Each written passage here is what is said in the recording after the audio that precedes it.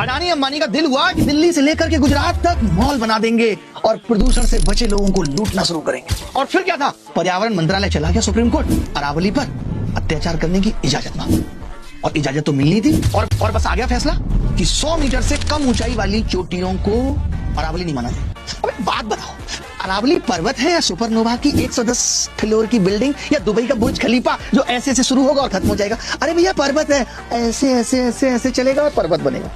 10 metre 5 metre से शुरुआत होगी, पर्वत है वहां से।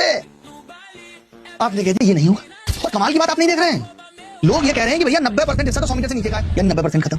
फिर एक और क्या है कि अगर 500 मीटर की दूरी पर है तो उसे भी अरावली का हिस्सा नहीं माना जाएगा, यानी अरावली खत्म। मेरी एक बात समझ नहीं आ रही, छोटे बड़े बहुत बड़े सब इन्फ्लुएंसर, सब जीएस के टीचर, खान सत्तर, सब यही बता रहे हैं कि अरावली से इतना नुकसान हो जाएगा, ये हवाएं यहाँ आएंगी, हिमालय पे चिपक जाएंगे, हिमालय ढह जाएगा। तमाम तरीके का लॉजिक दे रहे हैं। तो मेरी ये समझ में नहीं आ रही कि ये लॉजिक उस कमेटी ने क्यों नहीं बताए जब ये फैसला आने वाला था। उसने भी तो बताए होंगे, क्या जज साहब ने बस ऐसे ही फैसला बना दिया? कुछ तो बताया होगा। तो सबको बताया और सुप्रीम कोर्ट को नहीं पता। ये सुप्रीम कोर्ट के दिल पे बात लग क्यों नहीं रही? क्यों ना एक प्रेस कॉन्फ्रेंस करके बता दिया जाए कि माजरा क्या है। मैं भी एक इंटरव्यू देखा था, पर्यावरण मंत्री हैं भूपेंद्र जी, वो इस चीज को ठहरा रहे थे सही। उनका कहना यह था कि देखिए भाई, अरावली पर्वत पे क्या है, 60% पे तो एग्रीकल्चर ऑलरेडी है, तो मिटाने का सवाल ही नहीं उठता। 30% पे बड़े बड़े शहर बसे हुए हैं, जयपुर अजमेर, तो उसकी भी बात छोड़ दो। बच गया 10% के लिए, उसमें भी 0.19% उन्होंने कहा है जहां पे खनन किया जा सकता है। उनका कहना यह है कि जो इलीगल खनन हो रहा था उसको रोकने के लिए जो राज्य अपने हिसाब से करा रहे थे उस पर केंद्र सरकार का एक स्ट्रिक्ट लॉ लाना जरूरी था, ऐसा उनका कहना मेरा नहीं। वैसे आप इस सरकार की मंशा को जानते थे, ये एक पेड़ लगाएंगे मां के नाम तो उसको सही ठहरा देंगे, सबको लगाना चाहिए। ये एक तरफ गांधी को बुरा भला कहेंगे और फिर कहेंगे कि गांधी स्वच्छ योजना चला देंगे। तो इनका समझ में नहीं आता कि ये जो करते हैं उसको ही ये सही ठहरा देते हैं।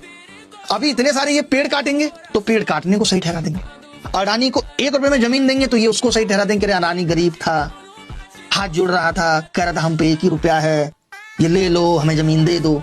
आप ऐसे ही देख लो, ये जमीनें तो सिर्फ 1 रुपए में बिकती हैं, डीलें तो अडानी अंबानी से होती हैं। तभी तो पार्टी फंड में 2014 में जहां 700 करोड़ थे आज 7000 करोड़ हो गए। मैंने नहीं चेक किया, रिपोर्ट कहती है जो ये इलेक्शन कमीशन में जमा करते हैं, हर पार्टी को जमा करनी पड़ती। तो भैया इस तरीके से देश के संसाधनों को बेचा जा रहा है और अपनी जेबें भरी जा रही हैं। और ऊपर से सब क्या करें, आगे आने वाली पीढ़ी का सोचो, आगे आने वाली पीढ़ी का सोचो। ये कैसे सोचेंगे? इनकी तो कोई पीढ़ी आगे आने वाली है ही नहीं। बल्ले बल्ले, इनको क्या मतलब, ये तो चले जाएंगे ऐसे करके। भुगतेगा कौन? हमारे आपके बच्चे। ये देश तुम्हारे बाप की बपौती नहीं है, ये देश हम सबका है। अगर 5000 ट्रैक्टर राजस्थान से चल दिए हैं अरावली का फैसला बदलवाने के लिए, तो जैसे कुत्ते वाला फैसला बदला था ये भी बदला जाना चाहिए। सेव अरावली, सेव पेड़, सेव युवा भारत का जो बेरोजगारी की मार से करा रहा है। सब कुछ सेव करने की जरूरत है महाराज, यशस्वी साहब।